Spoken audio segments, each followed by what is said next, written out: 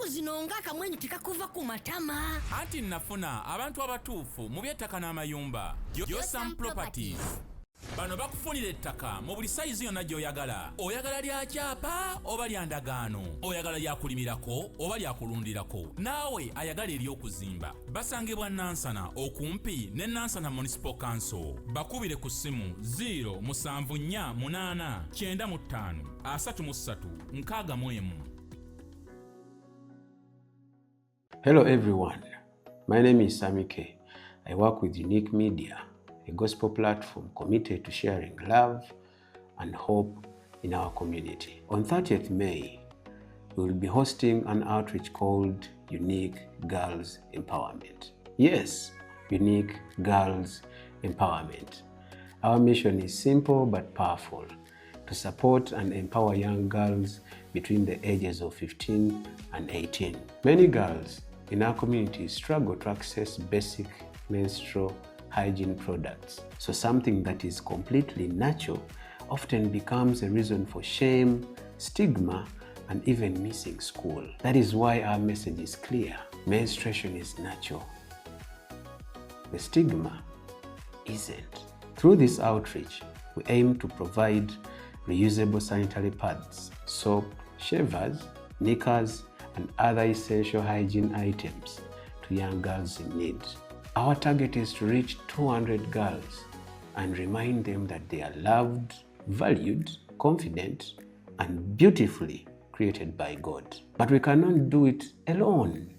We invite you to partner with us through donations, support, or simply spreading the word so that together we can make a difference in these young lives. If you'd like to support this cause, please contact us on +256 786 026 647. Join us as we stand together to empower the next generation of young women. Remember, menstruation is natural. The stigma isn't. God bless you. Kakati era tuyitdewo buyitizi njagala twogere ku kintu obufumbo. Kintu bufumbo ekirungi oŋŋambye gwakulira okugatta. Kitegeeza ogatta before gatta maybe obabuulirira obategeeze kye bayingira. Obufumbo obutukuvu kye ki? Tutandikira awo. Obufumbo obutukuvu kaŋŋambe kwe kugenda mu maaso ga Katonda ne mukola endagaano naye. Bwe bufumbo obutukuvu. Kati endagaano gye nniza okubuuza omuntu n'ambuuza nti endagaano kye ki? Endagaano kwe kuyingira kw'abantu ababiri nga bakkiriziganyizza okutambula bonna mu maaso ga Katonda. Endagaano ekolebwa abantu babiri. Yes. Kyokka buli endagaano yonna eba n'omukubiriza. Yes. Wateeka okubaawo akubiriza endagaano. Era abantu abasukka mu babiri okuba ng'ekoleddwa. Kati ate buli endagaano ebaako omusingo, ebaako ekyokufiirwa. Abedda mu Bayibuli eyo basalanga ebisolo. Olwo n'ayimirira wakati w'ekyo ekisolo nga bakibabulizaamu wakati, n'enyimirira eno nayo n'oyimirira eri, n'agamba omu ku ffe bw'akola munno obubi akolebwe ng'ekisolo kino bwe kyali. Munnange byakolanga. Mu Ethiopia eyo waliyo tribe abantu batta omukago. Omukago wali oguliddeko. Nawa ne Uganda kati yeyo endagaano. Abaganda bo battanga omukago nga bakozesa mmwanyi. N'agira ebeesalanga nawe n'agira n'assaamu emmwanyi muno n'agikuwa. You have exchanged ekintu mu bulamu ky'otamanyi na kumanyi. Kikola nnyo. And it is respected. Kuba there is something that you have exchanged spiritually. Kati ne mu Katonda spiritually ebyo ebintu byemwogera abantu beboogera nti kulayira bulayizi never. Buli bwe mukissaamu Katonda mukoze endagaano muba ye immediate. Nze buli wondaba nga ngatta manyo jja kubalaga nga ngatta ne mbayimiriramu wakati mba sinze mba ndiwo ng'omuyima era kyogera ndi wano ng'omuyima wa Katonda eri mmwe ababiri era nze mu bantu b'ensomesa bonna mbakubiriza nnyo obutadda wange nga bitabuse badde eri Katonda ng'oli veso naga nze ndi veso nsobola okudda ku sayidi y'omuntu ndina omusaayi n'omubiri n'omubiri nsobola okudda ku sayidi y'omwami nsobola okudda ku sayidi ya bulaza naye bwe muddayo mu maaso gye mwatandikira ebintu ebyo era mu maaso nja kunnyonnyola okugamba nti obufumbo bwonna tebwetaaga mu third party tetwetaagawo mbu ono atumanyi nnyo mu buntu tetwetaagawo nti ono yamanyi ebyaffe third party yonna gye mulina okuba nayo alina kuba Katonda kuba mwabitandika babiri ye yaliwo era ye yakusisinkanya omuntu oyo taba kuba ye tewalisinkanya oyo muntu kati obufumbo buno obutukuvu buyina process. Yes, there is a process. Naye process yonna gyo gyengamba it is a process eyina kuba nga etandikibwa era nga emalirizibwa Katonda naye process eyo yonna nga mubimuyingizaamu bamutabimuyingizaamu tajja wali abantu bangi nnyo nga balokole nga bali mbufumbo bwabwe. Yes. Oh. So kati nsobola okubeera mu bufumbo nga Katonda tabiriimu. You didn't invite him. Naye ate yaliwo era yanyambako sisinkana ono. Asobola okubeerawo yabayamba musinkane ne mukomya process wakati n'abivaamu era gye mwali endagaano yagirimu ng'agikubiriza. Who was there? Buli wonna okuva mu ndagaano empya Bayibuli anti oŋŋambye bino bye twogera Katonda waawo era spiritual tuba tukoze endagaano. Omukubiri nkugambye buli ndagaano yonna eyakolebwa waabangayo initiator waayo. Yes. Ani mukubiriza kati bwe mubadde mwogereyo ebigambo byammwe ani ayimiridde wakati wammwe? Walina okubaawo. There must be an initiator of that physically. Yes. Oh, okay. Ekyo signature ze mulaba basayininga. It is spiritual. Signature. Ne bwe mukwata nga mumaze okusayininga ne muziyuza. The heavens has already assigned that. You can start your relationship personal. Bwe mumala ne mugiyingizaamu Katonda. Kasita mugiyingizaamu Katonda immediately, then it becomes the holy matrimony. Okay, kati ndi muvubuka. Simanyi n'abawala baba abavubuka wakati tukikwesa nnyo kufa abale abasajja. Njagala kuwasa oba kale ndabye omuntu wange. So what are the processes zenyino yitamu obutuukiriza obufumbo obutukuvu? Oba olumulaba ng'enkyanzi gyange nkugamba musumba batugatte. Mateeka ga Uganda omwana ng'awezezza emyaka 23 akkirizibwa okuyingira obufumbo. Kyokka emyaka 18 omwana emutegezeninga ng'omuntu omukulu eyeesalirawo. Naye 23 teeka likugamba ayinako quotient ye eri abazadde nammwe. Bw'asukka 23 teetaga quotient y'abazadde. Teeka bwe ligamba wensukka 23 sietaga kufuna consent y'abazadde. Toweetaaga. Nkola decision yange nganze. You can make your decision but there should be a government's quotient. Kati ekyo bakikola bwe batyo nga bazadde basusse olugezigezi. Olumbalita olugezigezi. Nange nkiraba nga si kirungi, kirimu omutima omubi.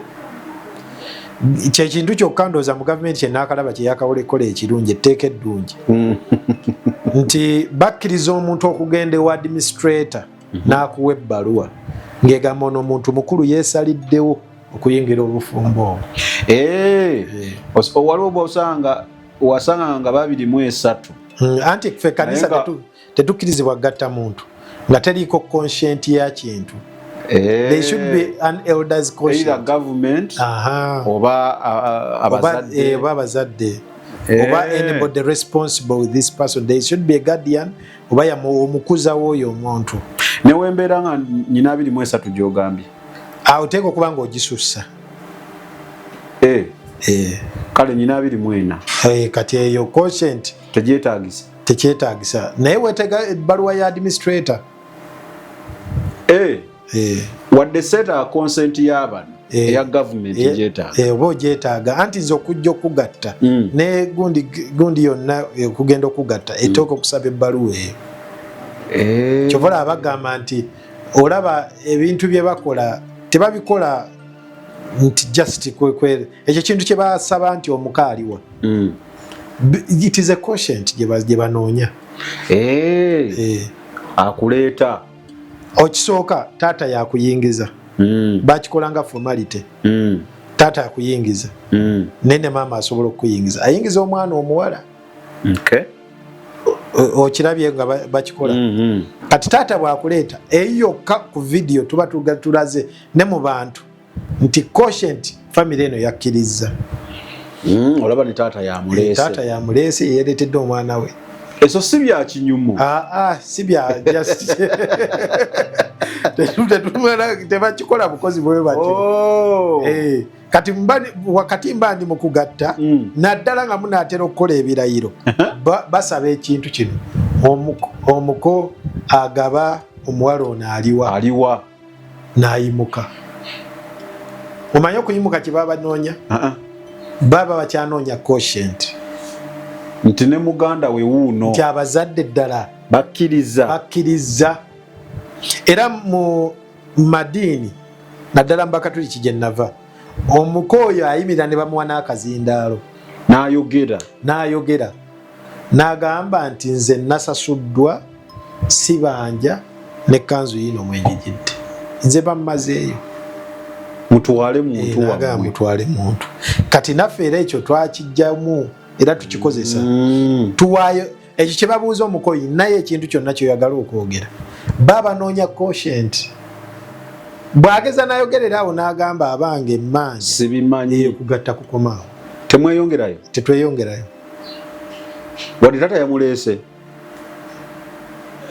ate mba temuyisiza mu taata maaso anti ono muko taata yatuletedde omu there should be a party ono mwannyina mukulu nnyo n'omwannyina kuba mu Buganda kiraga nti ono ye first husband mwannyina gwe bamuzaala naye abaddewo ddala mwannyina bw'oba ofuluma nga tali bulungi kiba kitegeeza ne gy'olaga tebamanyiiyo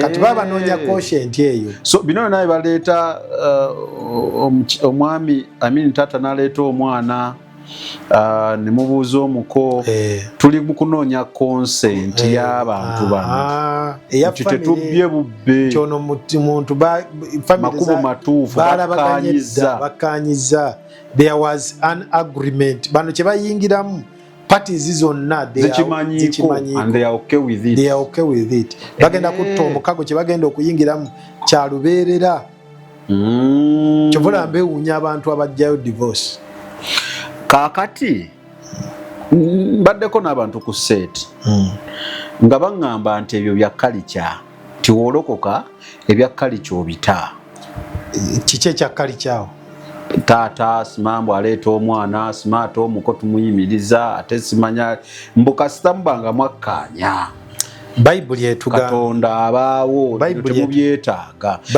bayibuli eyogera okussaamu ekitiibwa abafuzi baki ab'ensi era Yesu bamubuuza osobola okuwa omusolo gwa Kaisali n'agamba ati Ebya Kaisaali n'ebya Katonda bya Katonda. Kati muwe ekitiibwa abakulembeze b'ensi. Tuliriddawa. Tuli mu nsi. Gavumenti ya Uganda yetutwala. Twagala tetwagala. Oba oyagala oba toyagala gavumenti ya Uganda yekutwala. Kati olina okugoberera amateeka gaayo. Ate era okaza nti yetutwala akaseera kera mwene ga mu COVID muggale. Oggalawo. Did you operate? Tetulina kye twakola. Kati yakugambye kola kino. Do it. Naye ate ne mu Bayibuli tugamba nti nno bya ddiini. Bya culture. Ibrahim ng'agenda okuwasiza mutabani we omukazi. Bwe yatuma omuddu yamugamba atya? Genda onoonyeze mutabani wange mukyala. Bwe yamulaba yatwala ebintu, teyabitwala? Yatwala. Kati okutuukayo Malaga bibawa. That means there is an agreement that you are supposed to go through. There should be a quotient. Nti bano bakkiriziganya okuwaayo muwala waabwe. Bakkiriziganya okugenda. Walina okubawo enzikiriziganya. Kankuzeeyo emabega. Ku Yakobo. Yakobo yali atwala omwana. Labani yamugamba sooka osasule. Ffe wano ewaffe sooka osasule. N'agamba kola emyaka bwe giti. Ne bwe yagikola. Ne bamubulirayo akakwakuliza akalala. Bamugaa ffe waffe wano ono yasooka. Bayibuli yekyogera. N'addamu n'akola. Kati yali badde abireka n'agamba nze ndi kunzikiriza Katonda. Katonda assaamu ekitiibwa ku nsi kwe tuli. Sami, the earth is our assignment. The heaven is our destiny. Our assignment eri kwano ku nsi. Buli ekiri ku nsi tulina kikola naye nga tutambulira mu Katonda. Naye nga tetumenye byansi. Kati bwe kibanga kale ka ngambe bwe nti it is culture. Culture gye tutambuliramu. Emmotoka gy'ovuga lwaki ogivugiramu aga amateeka? Tulina okugagondera munnaye. Kati lwaki kiri okigaana? Anti mubiri bya bwa Katonda. Ekirala samiziika bw'ofiirwa maama omuziike mu nju. Tekisoboka. Lwaki ogoberera kiri ekyabajjajja kye baleekawo? It is not culture. Kale muziike ng'ayimiridde. Tekisoboka. Lwaki okyogera bw'otyo? Nina muziika nga bali bwe baakola. Lwaki okola bw'otyo? Twewusa bano abantu omanyi abantu nga baagala okuleetawo ebidiinidiini. Baagala okufubitika ebintu ebimu. Balina ebintu bye baagala okudduka. Abantu balina ebintu bye baagala okuyisaawo. N'aleetawo ekintu. N'abaako kyafubitika. Gwe wetegereza abantu bonna abasumba bazzeemu okuwasa balina we beekwasiza. Okukola ekyo kye baba bakoze. They want a scapegoat. We bayita. They want a escape route. We baba baagala okuyita. Bafuna kye beekwasa. Naye mu Bayibuli yonna tewali mu Bayibuli we batulagira divorce. Kakati Musumba, ongambye training abantu abo. Mu kutraining ano oba obagamba biki basically? Tubabuulira the definition of marriage. Eyo nkulu. In fact, gye nsinga okusaako nyesira. Okay. Oba gy'oteekako nyesira. What is it? Marriage ewaffe tugitwala, it is a voluntary union of one man, one woman for life with the exclusion of others unless invited. Kanjiddemu. A voluntary union. Kyakyeyagalire. Teryakkaka. Okujja eri omusajja n'omukazi. Okwegatta. Olw'obulamu bwabwe bwonna. Okujjako nga mubakuddeko gwe muyita okujja mu bufumbo bwammwe di lwe tufe tulowooza lwoyita omuntu mu mbaga mu kwanjula you are invited abantu baba kusindikidde they invite you in there obasanyukireko naye wakati waabwe olugendo lwe bagenda okutambula tewasaana kujjamu muntu so temukkiririza mu kubaako gwe njogera naye kumbuuliriramu senga abaayo ebigenza obukyamu mu bufumbo bwange you can listen awo mba simuinvitinze era tukuteekayo kye tugambye wali unless invited neffe tuadvisinga not to invite anybody waaki twogera bwe tutyo Sami nobody got you that woman yes wamulabanga mu bonna asaana ogenda okwogera naye omukazi oyo naye n'atunulira luvubuka luno nakkiriza ebigambo byalo kati lwaki buli wemusowagana temuddayo ku kiri kiki ekibagaana okudda ku kiri si buli we tusobagana niwayinza okubaawo ekigize nga ki awo tusobola okwebuuza musumba kiri bwe kino musumba n'atuwa ku magezi nga ki okwebuuza si kibi tetukigaana you can ask naye okugendera ku magezi g'abantu abalala omuntu asobola kye tugaana ekyo nti naye wenja okwebuuzaako nompa amagezi nenteeka mu bwongo neneesalirawo naye nga sigedde mbu oŋŋambye n'okugenda okusaba oba weebuuzizza okuwuliriza omuntu omulala ng'ayogera preaching doing this oba weebuuza naye okwebuuza okwo tekujjaawo kye bawatandika waffe musumba atera ennyo okwogera agamba bw'ati nti bw'oba watomera tulina fomula emu tulina fomula ya ndiga kubanga Yesu atuyita ki ndiga kati ye fomula gye tulina fomula ki wanimbuuzizza fomula ki nti ogibuuza kenfuliddemu ndiga ne kale fomula ki fomula eyo ya distance endiga eyina method egi emu buli weetomera ekintu yeerowooza yavudde kumpi ng'eddayo esinziira nejja neetomera bwekitomera nekitavaawo ng'egaayera distance yabuzeemu ng'eddayo neddayo eyongeremu ka distance nejja emaliriza ekijjeewo wekigaana tekisobola kubulemerawo continue banaye musumba mu ntandiko wayogedde bino ebigambo tuli ku nsi si kyo so tulina okukkiriza olumu reality musumba ngenda kuwa just incidents olabe wembiyitamu nafuna omuntu wange era twajja bulungi n'otugatta n'obeera omuyima wa Katonda netugattibwa amazima gali nti omuntu wange ntuuseeyo gye twali bulungi yafuna entambula endala ebyobulokole si byalimu tebimukwatako mu njogera ennyangu afuuse kati mukozi wa sitaani nno ddala ekyo kimu ekyokubiri njalo nnyonnyole tukuba ebirayiro naye kitukubisa ebirayiro kumenga sure nti bye tutambulirako si we kiri senga omu ku ffe abimenya what happens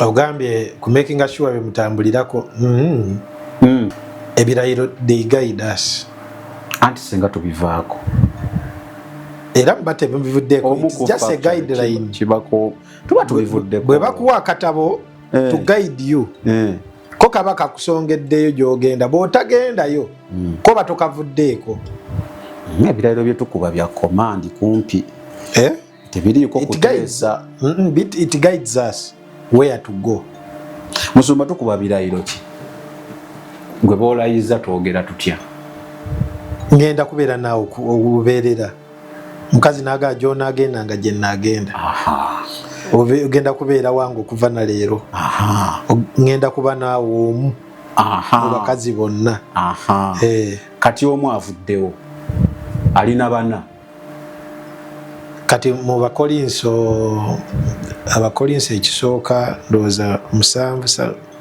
lutugamba teweegattanga n'abatakkiriza. Kitemeteme Bayibuli ekutugaana okwegatta na non-believers.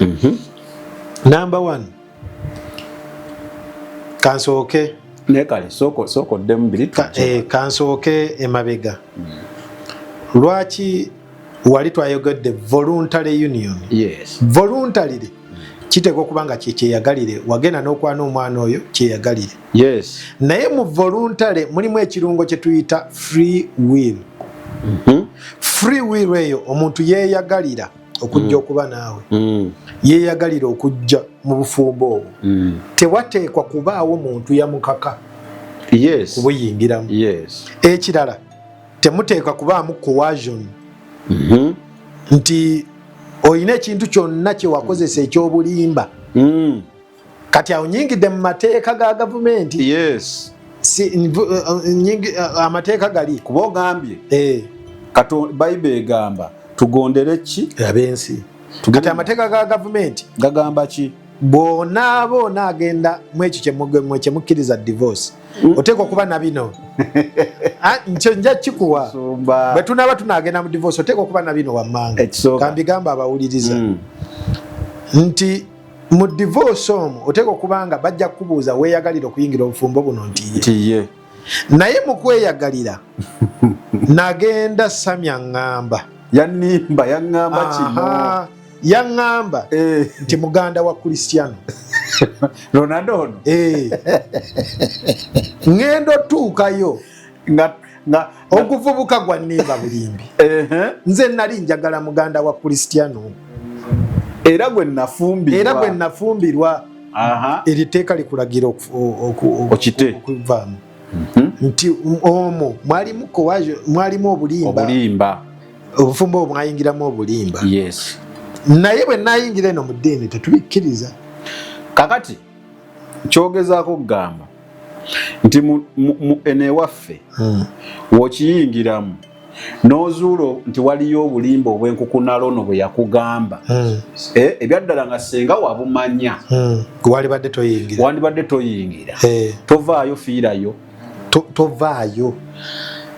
Lwansonga Sami, lwaki njogera bwe ntyo? If you were born again nga wajjula omwoyo omutukuvu gwe twogerako, Bayibuli egamba nti mwajjula omwoyo bwe mwakkiriza. Ewaffe buli muntu yenna akkiriza, tukkiriza ng'asembeza the third person, the Holy Spirit. Bayibuli egamba nti yali babuulira byonna nze bye saababuulira. Yenna nnyini byama, akusomolera ebyama n'akugira yonna. Kati bwe tumwekwasa Sami, between ono njogera ku muntu omukkiriza, period eyo gye mulimu eya courtship asobola okukubbirako. Akubuulira tekisoboka busobozi bwe kiri, atubuulira. Naye abantu abamu manyi kyemukola, ogaana akawala kakkuba, omuwala akutambulira, omuwala akwambalira, yakujjula mu mutwe Sami. nesiwulira tuwulira wabulookinga buli omwoyo omutukuvu wayina okuyita amaaso waga bulookinga, amatu waga bulookinga, n'okunnya tukyawunyiriza. So kati mba na bulookingibwa bino byendaba, kati mwoyo ayogera sikyamukola, sikyawulira. Naye basically mwoyo ali mukundabula ne towards your wedding nakuyingiza nako nga mugenze mu ngoye, agenda okulaba omwana muwala afubutuka ebigambo era n'otalabuka nesirabuka. Kati kitegeeza ali mukundabula ndaga you're making a wrong choice. Senga neeyongera mu maaso nenkola wrong choice, Katonda abibaamu. Olwedde abadde andabula andazembuzi kino kyoli mukola kikyamu, kati abibaamu. Lwaki abibaamu? You invited him nti kino nkyagala naye wengenda, ane mumuinvitinga n'akulabula. Kati bwakulabula n'ogaana, kati ate omuinvitinze akuyambe mu kino ky'olimu kati ate ye institution yennyo gyawe ekitiibwa abatandidde mu lukwe ate akuliddemu nga yakugambye yandabudde era ndaga kyoli mukola kikyamu naye ate we muyise azze abaddewo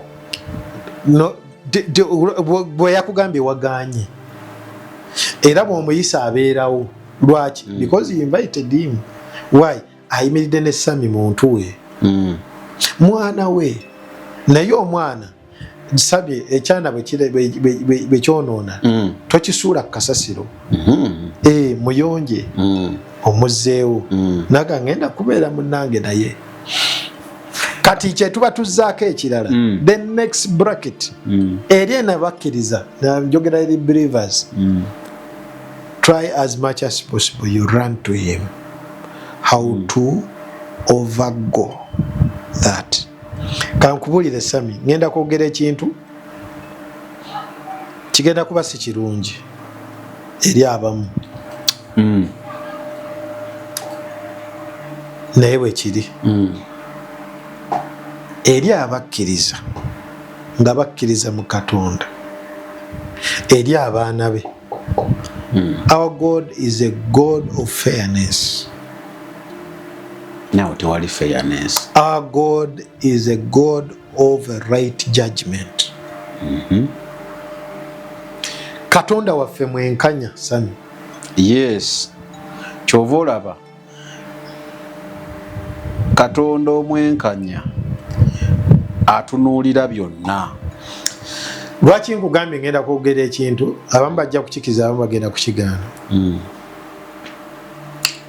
Era lwaki ngambye Katonda mwenkanya buli bwe tugenda gyali addamu essaala okkiriza nti Katonda addamu essaala addamu kati bw'abanga addamu Sami kanegereze ku mukyanze ne mukyala wange Sharoni nga ntawaanya I want to have her tampa takuwabudde mu kisaawe ky'ekisenge ye buli kaseera abamukoba ababize buli kaseera abamulwadde abako ne excuse abamu periods takuweereza nga bw'alina kuweereza tabeerawo he is over out n'ofuna pain eyo Katonda mwenkanya he can kill that woman oba okubaako ekintu kyonna kyamukola. God is fair. Nkirabyeko ku bantu somu si babiri si basatu buno mbulina bujulizi n'omwana omu ndi mukuleeterako lumu Katonda yakikola nze nkitwala nti Katonda yakikola omwana muwala yabonyaabonya omulenzi so tulinde Katonda abatuttire si kutata ate tukisaba Sami tokisa ate naye wokisaba ati nabayo mu ngeri gy'oŋŋambi kitegeeza wensanga nga nakola wrong choice mba ndi mu kkomera lya lubeerera. Lwaki ogiyita wrong choice? Anti example gye wampadde amazima gali nti omwana yaŋŋamba muganda waani wa Ronaldo era kyekyantwala ntuuseeyo nga sitali soka mbere mu kkomera paka sikyogezaako bwe kiri mbeera mu kkomera paka kireza mba nyina kusaba Katonda amunzitire esala eyo tagisaamu kitiibwa esala eyo tagisaamu kitiibwa bayibuli egamba tusabenga bulungi bokka infact n'omuntu afaanana bw'atyo olina kumusabira bulamu takyuka kubanga okukyusa Sami si kwaffe. Yes nanti nsabye amazima nsabye sigala ng'okola bulungi. Bayibuli egamba nti mugoberere pasu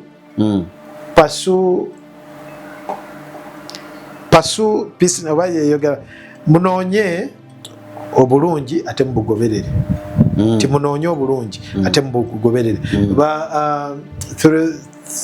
Basosolonika ndooza ekisooka ssuula ya 5 eyogera n'agamba munoonye ebirungi ebibi mubireke bwe muzuula obulungi mu bunyweze obwo bulungi mu bunyweze mu bulemereko mu bukwate mu bulemereko kati bw'abanga omuntu akola bubi ffeno Yesu atugamba kumukola bulungi sigala nga gwokola bulungi gwakugamba kusigala nga oyimirira mu bulungi bwo so kyogezaako okuŋŋamba nti Katonda asobola okugyawo okutta omuntu for your own good akisobola n'amutwala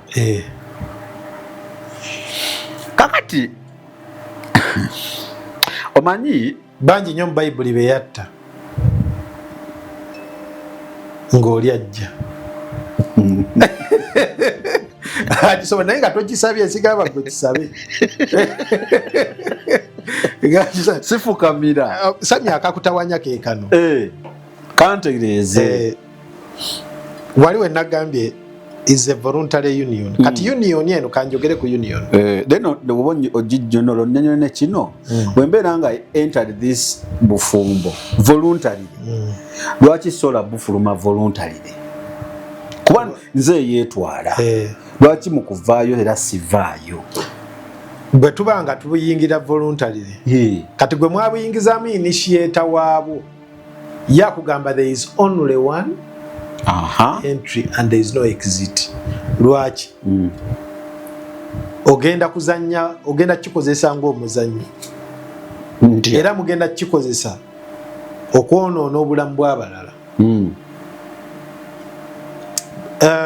abantu waliwo olunyiri lwe bazanyirako nagamba tozanyisanga omuvubuka tozanyisanga omukyala w'obuvubuka abo kati abakuba bakivunulamu bakivunula bulala naye si bwe kyali ki kyemulowooza si bwe kyali ye mwe mugamba nti Katonda yali ayogera ku ono omukazi obuwala buno bwe twagadde on the way nti tomuzanyirako si bwe baluvunula naye si bwe kiri gwe mugasse naye obuvubuka abo bwe mubadde naye bwe muzanye naye no he doesn't Katonda tali recognizing you did you invite him tiyabirimu mwali wali muzanyo gwamu omusikazi w'obuvubuka abo gwayogerako ono gw'omuyingizaamu gwamanyi gwogattibwa naye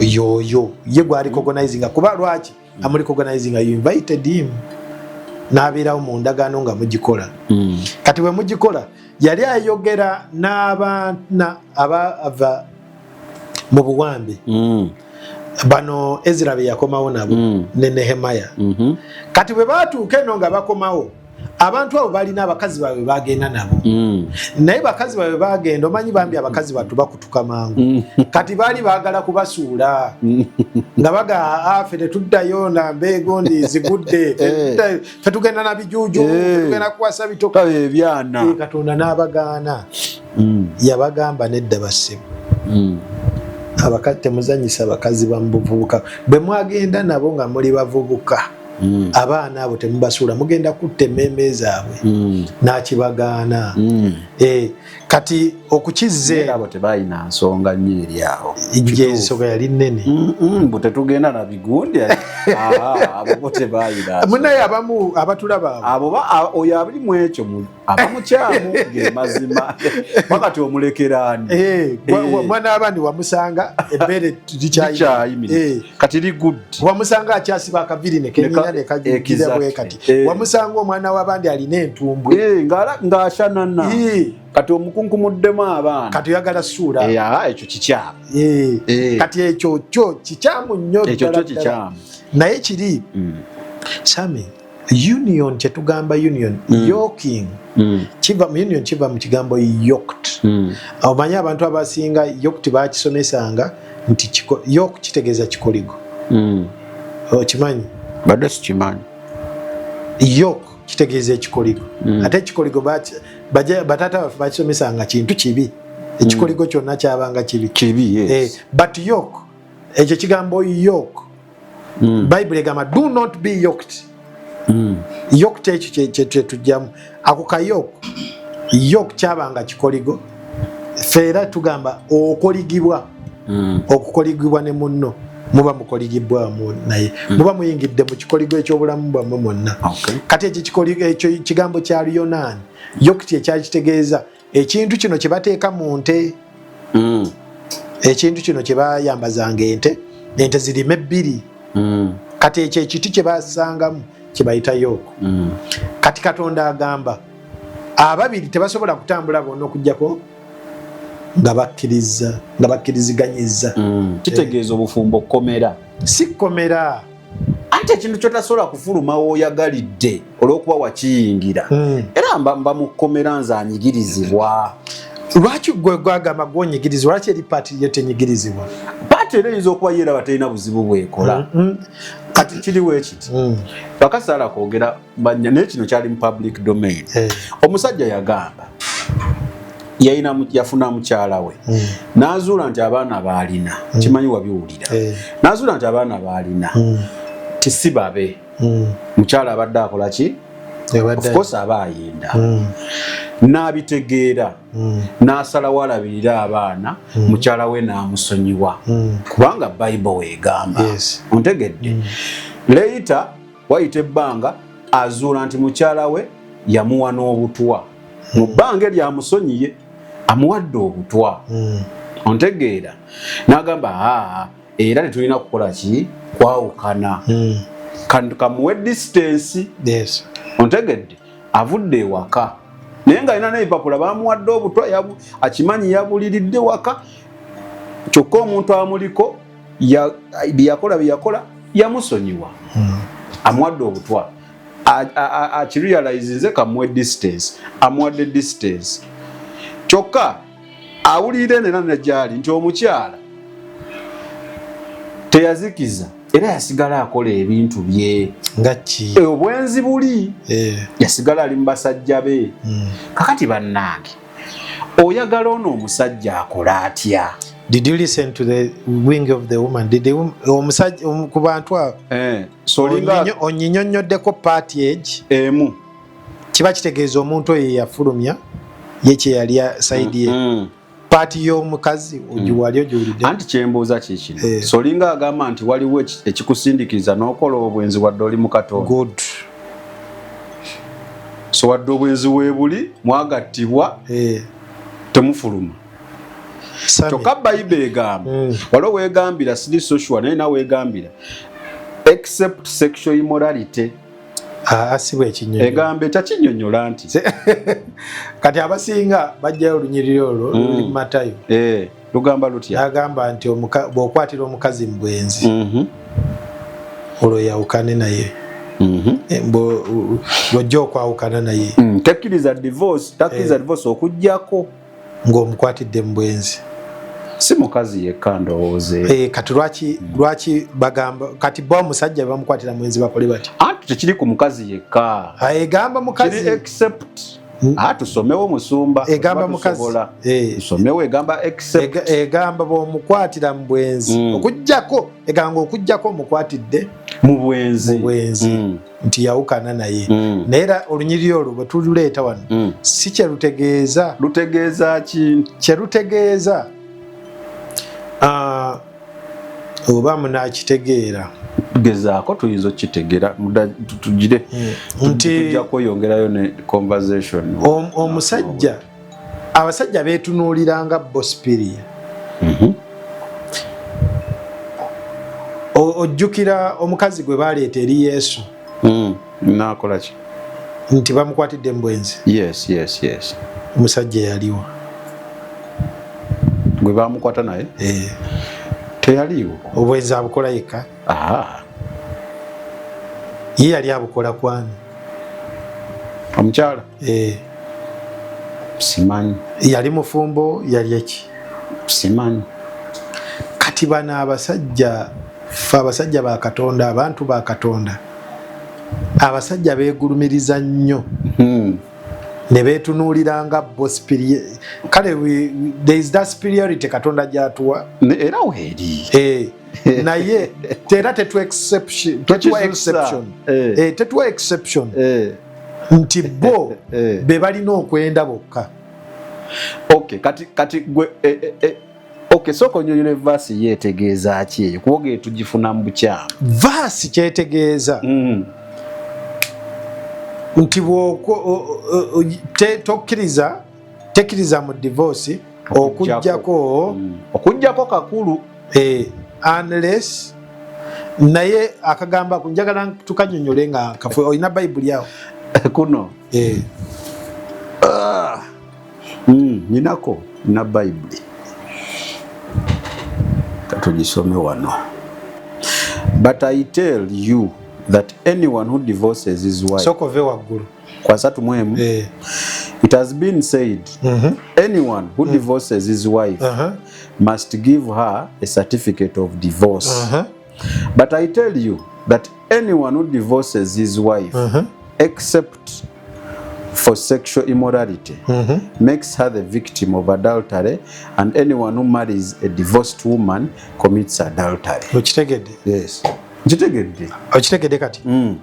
Unless soko kabasomere bulungi kaakano. But I tell you that anyone who divorces his wife except for sexual immorality. Ngozi neso kambisome ngozi za mu Luganda ndo bamanzi bate babitegeera. But I tell you that toina ya Luganda yo Luganda sijinaawo wano twansomye mu Luganda kubaka akagambo except for sexual immorality makes her the victim of adultery. Kati sexual marriage omanyi sexual marriage kyategeeza bingi sexual immorality bingi ne bakugamba nti okujjako sexual immorality kino kimakinga omukyala in this case okubeera adulterous. Okubeera ki? Adulterous.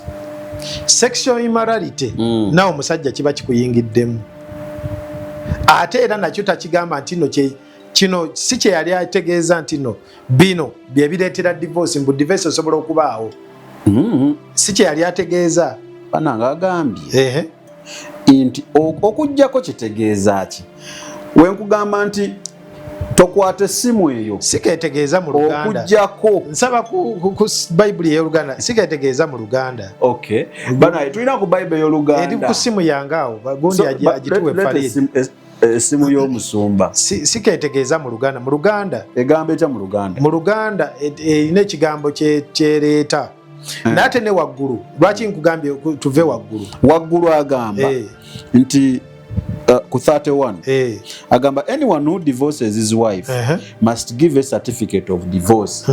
Omuntu yenna alekawo mukyala we alina okumuwandiikira ndowooza some sort of certificate. Ne tusome mu Luganda. Mu Luganda tukisome mu Luganda. Mu Luganda Matayo 5:31-32. Naye nange mbagamba buli muntu anaagobanga mukazi we wabula ng'amugobye lwa bwenzi. Kitegeeza anaagobanga mukazi we wabula ng'omugobye lwa bwenzi. Kitegeeza okujjako obwenzi tewali kirala kyonna bananiriwe Lugamba mututereeze kansome. Naye nange mbagamba nti buli muntu anaagobanga mukazi we wabula anaagobanga mukazi we wabula ng'amugobye lwa bwenzi. Kati kankusomesa Oluganda kyembadde nnoonya ekyo. Kati Oluganda kyerimu okutegeeza nti Sami ogoba omuntu naye ke kakutanda n'omugoba lwa kino bwe kakujjuza n'omugoba lwa kino ojja kuba mwenzi. Nsomba lwakuba tetulina kakuganye katuna olunyiri lutugaana buganyi kakugaana buganyi olunyiri luno wane wange abasumba tebategeera butegeezi ku lunyiri lyo anti kati tusome biri wano naawe wompadde kubanga nzeewo ndaba kino nti soma oluzungu awo lulya wano in fact kankuletedde gondi emala egenda tunyonyola ndeetere nyonyola because wano ndaba anyone who divorces his wife must give a certificate of divorce. Asatu mubiri. But I tell you that anyone who divorces his wife except for sexual immorality makes her the victim of adultery. And But anyone who marries a divorced woman but I commits tell you, adultery. Whoever dismisses and retails and divorces his wife, except on the grounds of unfaithfulness, sexual immorality, causes her to commit adultery. Anti kyekyo nkikiriza wakituwe kigamba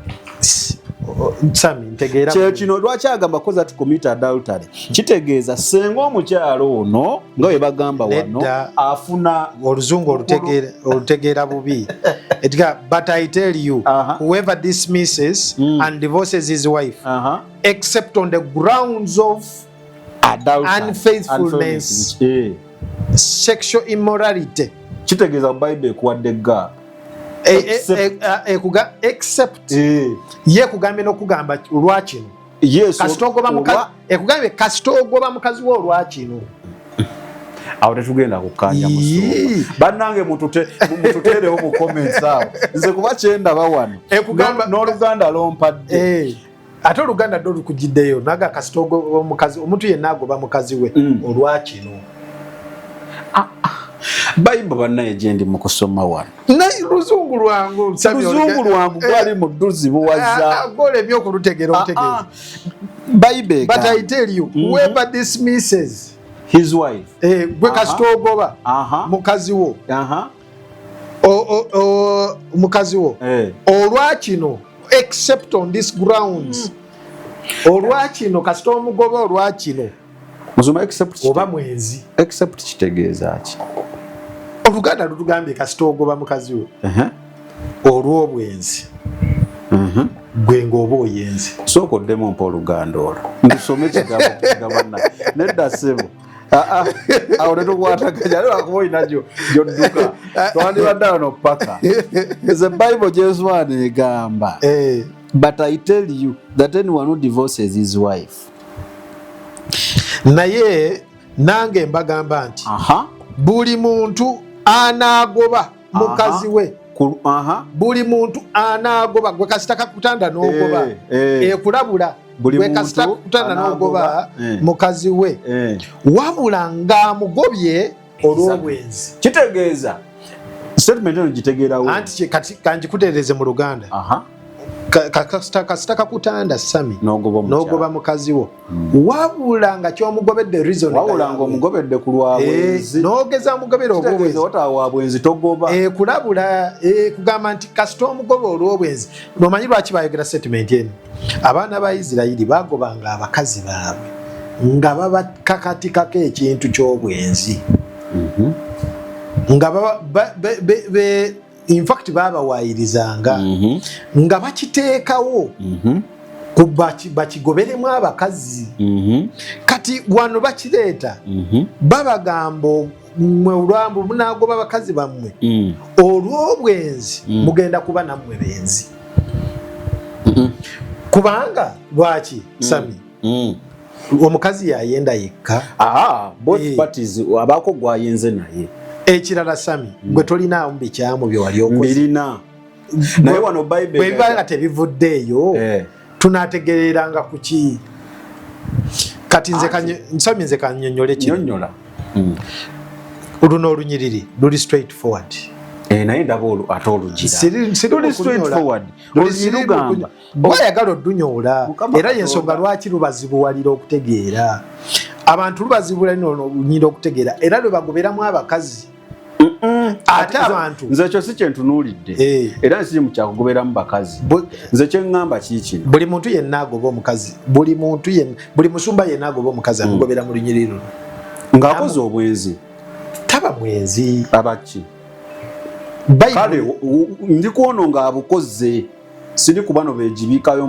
ate Bible kati kankugereze kino kankuweeyo example katuve ku kino nina abasumba babiri bombi bali mu ggwanga lino ate nzikiriza nga bombi mbamanyi omu yawulira buwulizi teyakwatirako mukazi we mu bwenzi awo mwoyo emumanyi namugoberera nagobera biki teyamukwatako red handed nti yali wano mbwenzi teyamukwata amone noli abagamba teyamukwatako okay era lete proof eyo nga yamukwata ekyo kikyamu namugoba nawasa omulala ekyo kikyamu oba teyamukwata omulala yakwatira mukazi we red handed namulira nomulinda bamalirize be bakola nayingira mu lodge nakwata mukazi we manyi omumanyi omusumbu namukwata ku mukono namuzze wakana kati omukazi afumbi bombi katonda ani gwagenda okujajinga bombi anti labayo kankubulire muso sami soko mbe judgment yecheche kwaba ababiri oli muzira tukkiriza oli muzira ontegedde era yakola bulungi yasonyiwa ontegedde era we musanga mugamba taata webale kuba nambala gwe teweegomba kuba nayo sabi nandi kyegombe nendabika sigirina teweegomba kuba nambala eyo njegomba nendabika sigikola ki togirina manyi ogera mazima nze naye nze kyendowooza kiikino nti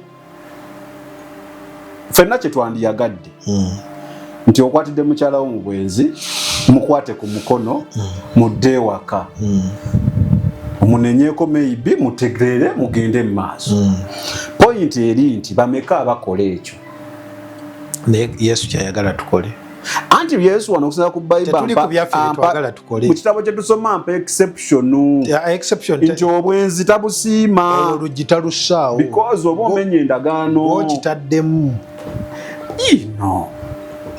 exception tagituwa nze ndikusomeseza nga bali n'okubeera exception yino because except kitegeeza kyekyo kyokka toleeta kabuja kintu kyo musimaana musanze akola kino simaana yanyiizizza ebyo tebikola makulu naye kale kakino yali agezaako kutegeeza ki kale 31 yali agezaako kutegeeza bogaana okukitegeeza kale 31 nkikujenedda 31 mbagamba nti omuntu bw'anaagobanga omukazi we amuwe eki amuwe ebbaluwa ey'omugabo exactly kakati kitegeeza agenda owandiikawo kireza aba ategeeza ey'okumugoba nti amuwe ebbaluwa muwe ebbaluwa omugobe mu butuufu anti kati kyeyali abagamba baneene yali alabula bali eri yali abawooninga n'agamba temumala gagoba bakazi mubawe ebbaluwa naye ebbaluwa y'okumugoba ogimanyi gyeyali baali bategeeza zaayo nga bwe wakola luli oddeyo ekyo nange nkikkiriza nga bwe wakola luli ddayo bikole nkikkiriza byonna obiyitemu kati byabanga bizibu byabanga zibuwalira era naffe wano kyatugamba sami osobola okuddayo n'obikola nga bwe byali nze kankubuulire osobola okuddayo n'obikola nga bwe byali kyatugamba okukola tuddeyo tusooke tukikole okuddayo wabazadde neŋŋamba nti omwana wammwe biki ebikola nsobola nabano otuyite naffe buli omu yali waawo otuyite musumba tujja kuddaga embaga naliwo nga wampita mba nina okujja ngambe anti nakuyita luli okubanga tugenda kugattibwa kati njagala byawo kyova olaba kati tekisoboka nabano yali akibawa nga tekijja nga atulagirawo nti divorce tesoboka divorce mbi nokubanga teriiyo mbi si mbi kyokka naye teriiyo terina kubaayo sami terina kubaayo era katonda tajagala nzikiriza tajagala ate kisuubira nti waliwo awasa munne oba afumbirwa munne ng'alina ekirowoozo nti tugenda kwawukana kamba malirize bwe nti tujja kweyongerayo obudde nsuubiza bagambe tujja kudda olunyiriro olwo tulina okudda ngenda kudda abooluganda kamba malirize bwe nti katonda abantu nabagambye nti sami tewakula ne muntu oyo people have different growth sami osobola okuba mu courtship mu courtship abantu bakweka ebintu bingi biyitirivu kati gyoba ogenda kasita omala okwambula munno bwoti buli kaseera omwambula buli kaseera omulaba mu byenda kiba kitegeeza agenda kweggula Yes. Luli abadde tafuuwa nga akuli kumpi ajja fuuwa. Nga tatya namu. Muba free. Because he is free. Waliwo obuntu obumu obugenda okuvaayo. Yes. Kati abantu ababiri abatambula bonna Sami temusobola kubeera nga mutegeera kyekyo. Omu aba ku speed omulala ali siro. Katonda kagatta abantu abamu nga omu ali speed omulala ali siro. Abakugambye ono atambula empola mulinde. Oba si kyekyo abagambye nti gwe atambula ennyo kabakusikeko naawe oddeko mabega speed nnene. Lwaki temugumiikiriza? Except kino. Lwaki temugumiikiriza? Tekiri ku side except kino. Sami. Ate sisiteka ku side ya mukyala yekka nedda n'omukyala wankwatira mu bwenzitizoke. Abantu abamu bawuliriza side emu kati nga gye wampadde. We have had one side. What about the other side? Oli naye weenaleeta. Ate olinda tte olinda afe. No. Sajja ge yawona obutwa baabo. Olinda kala ali afe. Kati katubiki. Tugambe sajja tategeera oyo. Divorce weeremererwa wano. Bible yetulagira. Musobola okukola separation. Yes. But no divorce. Osobola okwesonyiwa omuntu olina abeera distance nange nembeera distance. But no divorce. Akasembayo kati musumba. Endagaano okkiriza nti zimenyebwa. Endagaano emenyebwa. Osobola okugimenya. Era osobola in fact okugimenya oba totambulidde ku yo. Yes, nga bye mwakkaanya. Naye there are repercussions of that divorce. Anti katono yaba yagimenya. Nze Sami akuteko onengena n'ennyenda. Nze abamenye endagaano. Sono asazeewo tannabagifuluma. Tannagifuluma. I think nyenze. Ate muntu ali mu ndagaano. Aba akyali. Yakugambye kafulumye. Olidde ofulumye by your actions. Tannaba. Abakyaliwo. Kati musobola olinga agamba obwenzi musobola obukola naye nga muli bafu. Nedda si bwe ngamba kati ekyo ojja kimbuuza. Ojja kudda ne musomba. Soko osibule. Tweyanza nnyo abooluganda tweyanzeege.